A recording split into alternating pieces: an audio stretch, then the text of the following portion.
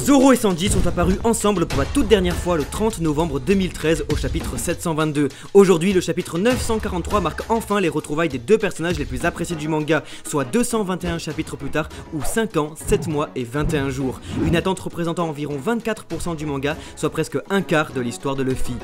Bonjour tout le monde et bienvenue au camp, voici Kamaltero. Et voici Kitaro. Et bienvenue Yokozo Minasan pour l'analyse complète du chapitre 943 de One Piece. 943 qui signifie plus qu'une semaine avant le 944. La semaine prochaine, nous avons le fameux chapitre 944, chapitre le plus attendu de tout One Piece, qui se dessine ici avec le 943. Alors pour la peine, nous allons réaliser une semaine spéciale chapitre 944. Oui.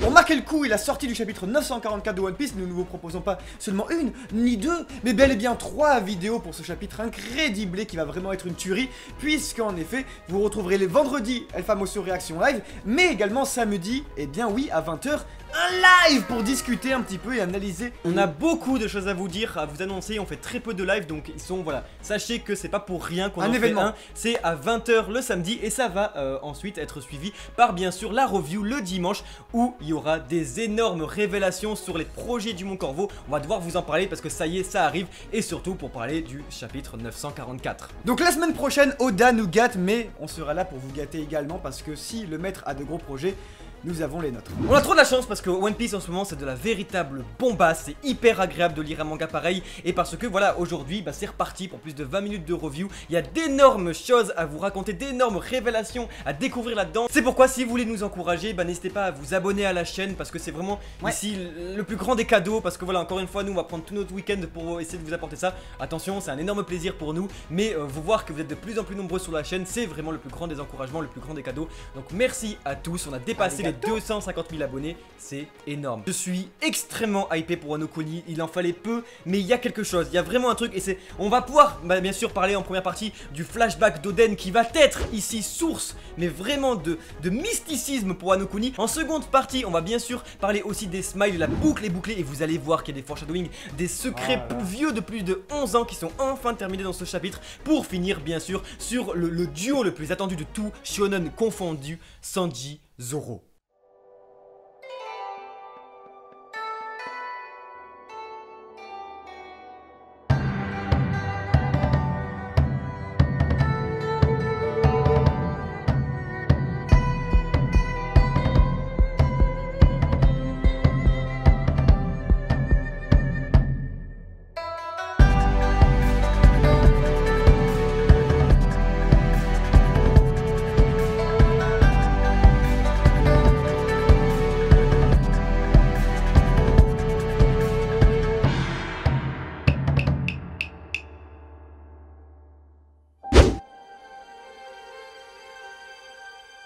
Le chapitre s'ouvre alors sur les 9 fourreaux rouges qui, ça y est, sont enfin ensemble sur la même case. Bon, ils étaient beaucoup plus jeunes à l'époque, hein, surtout un Kinemon que du coup on reconnaît beaucoup moins. Hein.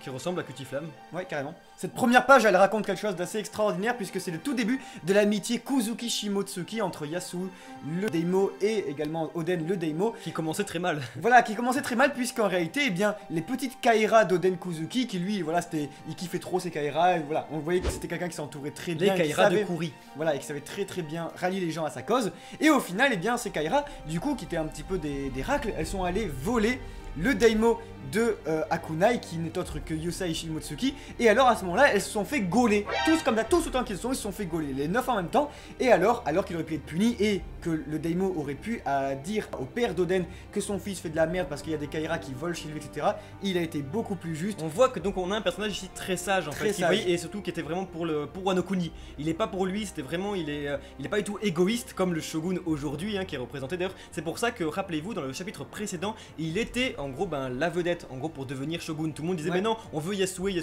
alors que c'était bien Oden qui était obligé de devenir parce que c'était héréditaire, je veux dire, c'était bien les Kuzuki qui devaient devenir de shogun en shogun, mais pourtant Yasue était vraiment le candidat idéal parce que hyper bon, et il dit lui-même ici, ben voilà, vous êtes les prochains grands samouraïs de Wano Kuni, vous devez non pas que diriger le clan Kuzuki, mais bientôt tout le pays, chose qu'ils n'auront jamais pu faire pour le moment, ou du moins après la libération du pays par Luffy. Parce que ça aurait été facile hein, pour le hérisson de balancer au grand-père Kuzuki, lui dire votre fils c'est de la merde, et comme ça lui ben c'est sûr qu'il commençait à avoir son titre de shogun dans la poche, mais non, il a été beaucoup plus intelligent et surtout il a compris, et c'est encore une fois, ça impose tellement de respect vis-à-vis d'un Oden Kuzuki qui, tandis qu'on ne le connaît pas, tandis que c'est quelqu'un qui pouvait avoir une sorte de rivalité avec ce personnage parce qu'il aurait aimé lui aussi devenir shogun, et bien au final s'écrase et se dit bah non, je vais plutôt aider les racailles de ce type pour que lui puisse devenir shogun et plutôt les éduquer. Et donc, au Mont Corvo, on défend l'idée que le flashback de Denkuzuki va être vraiment la pierre, l'édifice central de Wano Kuni, le truc qui va faire que l'arc va être gigantesque, ça va être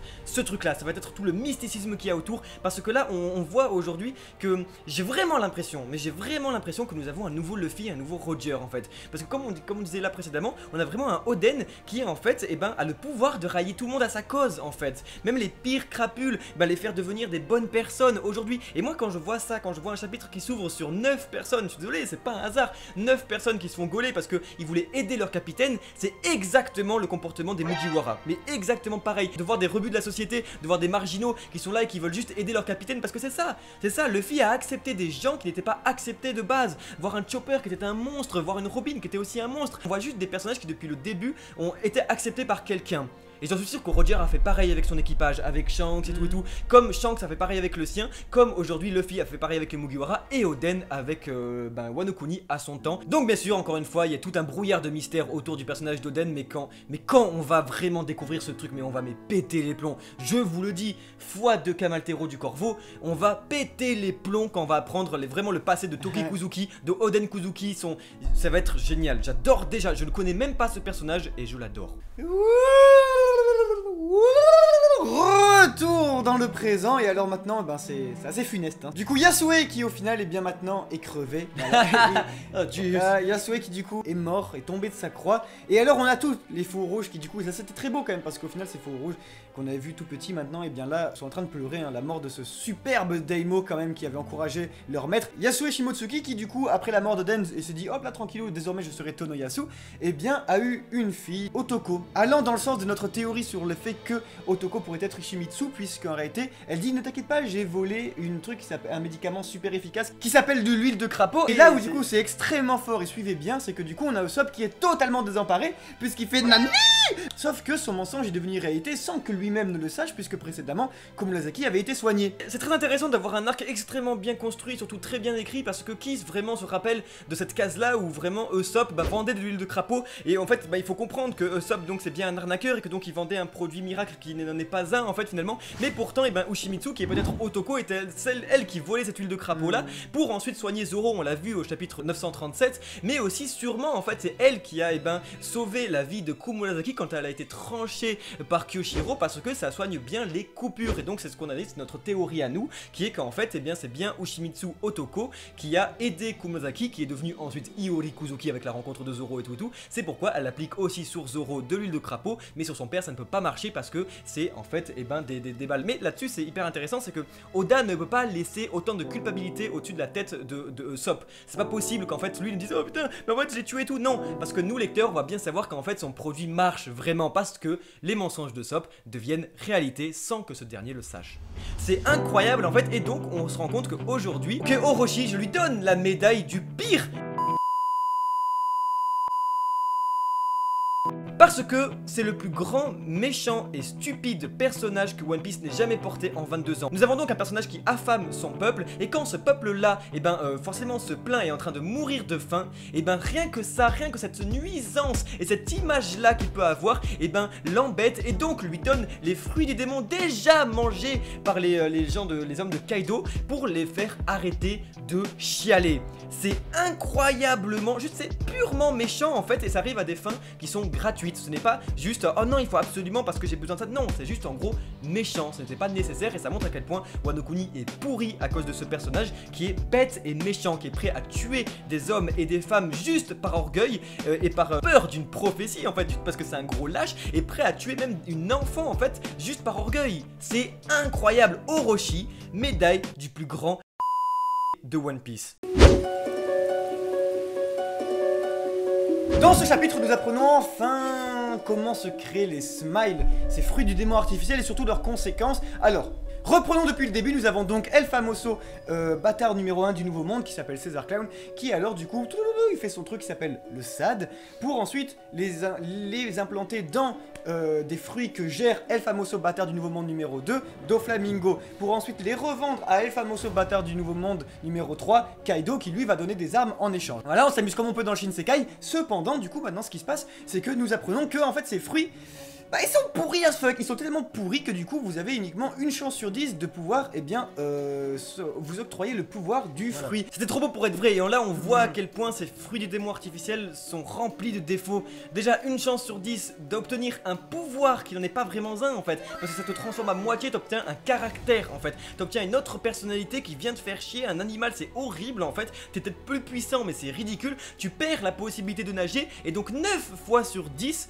tu n'as tout simplement rien du tout si ce n'est plus la possibilité de chialer. Mais alors ça permet à Kaido du coup de différencier ces hommes dans 3 catégories bien distinctes. La première, ça va être ceux qui du coup ont mangé un fruit du démon artificiel Smile et qui alors, eh bien, sont bénis, sont dotés d'un pouvoir parce que ce sont les gifters, voilà ceux qui ont du coup un don. Et alors, à ce moment-là, ils ont un petit truc bizarre, un caractère en plus animalier. Cependant, du coup, les 9 cas sur 10, eh bien on va appeler ça les pleasures, c'est-à-dire c'est les hommes de Kaido qui eux ne sont pas des bénis, puisque au final, ils ont mangé, il s'est rien passé, et du coup, tout simplement, ils peuvent plus nager, et ils peuvent plus pleurer.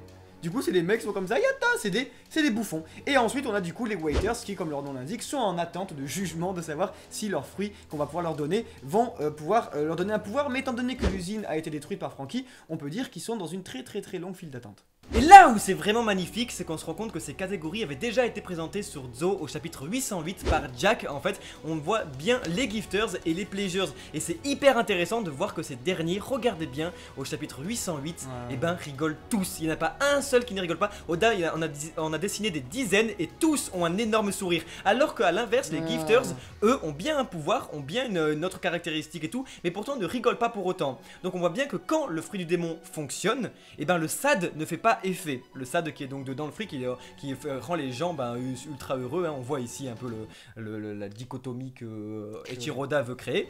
Et ce qui est hyper intéressant, c'est que donc là-dessus, et ben Oda avait tout prévu depuis Zo. On se dit mais même pas, et c'est là où je trouve ça magnifique, c'est que tout ça revient à une seule et même personne qui est dessinée dans ce chapitre, qui est Doflamingo, qui est l'investigateur de tout ça en fait. C'est lui qui a eu cette idée. Il faut pas croire que c'est Kaido ou quoi, non. Doflamingo a permis à Kaido de réaliser son rêve en fait, de créer son armée, mais c'est Doflamingo qui est derrière tout ça. Et donc ça nous rappelle forcément tout de suite le chapitre 504 de One Piece, durant l'archipel de Sabaody, après que Luffy fout une petite patate comme ça au Tenryubito, et ben on a Disco qui tient la salle de vente des esclaves, qui appelle Doflamingo en disant que c'est la merde, aidez-nous Joker. Mais non, que répond Doflamingo? L'ère n'est plus aux esclaves, c'est maintenant l'ère du sourire.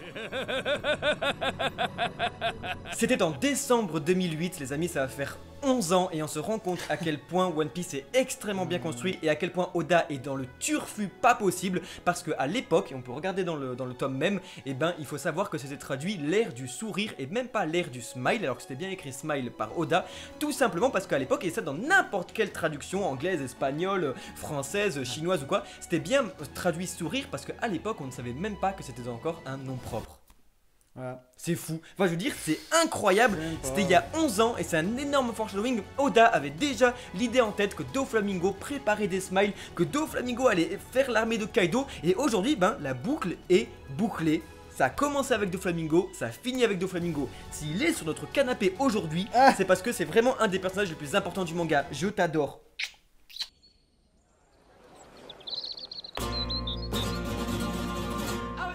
Mais ce n'est pas tout, c'est en relisant l'arc de Dressrosa que nous pouvons observer qu'Oda avait déjà semé des indices sur les pouvoirs des Smile. Au chapitre 738, un gardien de l'usine de Smile annonçait plus de 5 ans à l'avance que seulement un fruit sur 10 était bon.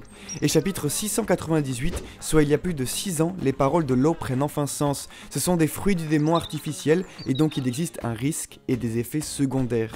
Oda avait absolument tout prévu des années à l'avance en annonçant une armée de 500 gifters et donc minimum 5000 hommes dans l'armée de Kaido. Eiichiro Oda est donc réellement en train de construire la plus grande bataille de One Piece.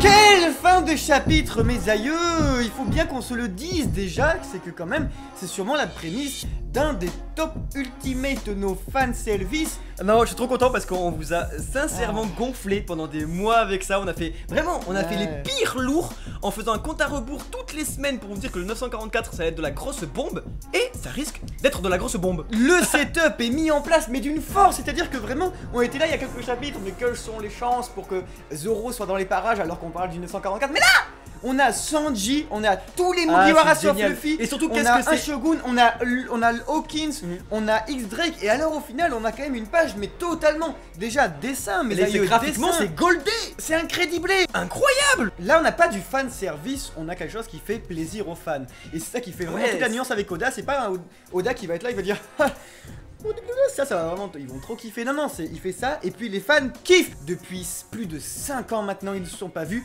Qu'est-ce qui va se passer lors de leur prochaine interaction? Est-ce qu'ils vont juste dire oh, Malimo, tout ça, ou est-ce que juste ils vont se battre et tout? Et là, au final, on a la fin parfaite avec chacun en leur esprit chevaleresque qui du coup se sentent obligés d'aller aider la pauvre petite. Sauf que du coup, encore une fois, mais qui s'assemblent se détestent le plus en fait. Et forcément, les deux ils se kiffent parce qu'ils sont pareils, ils ont la même noblesse d'âme. Ils arrivent, ils sauvent et puis.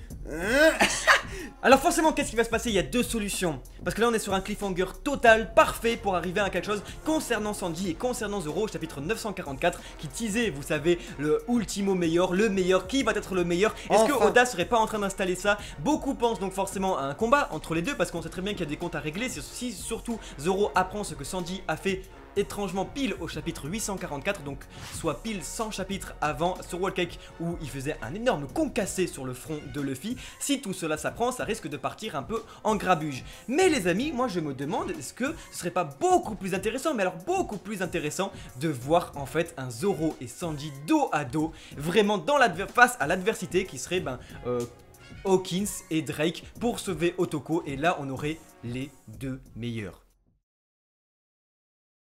Imaginez juste un merci de la part d'un des deux hommes, imaginez-les combattre ensemble, et quand on parle de combattre ensemble, c'est vraiment ensemble, car si les deux faisaient réellement équipe, nous pourrions avoir le droit à peut-être le meilleur duo de l'histoire de One Piece.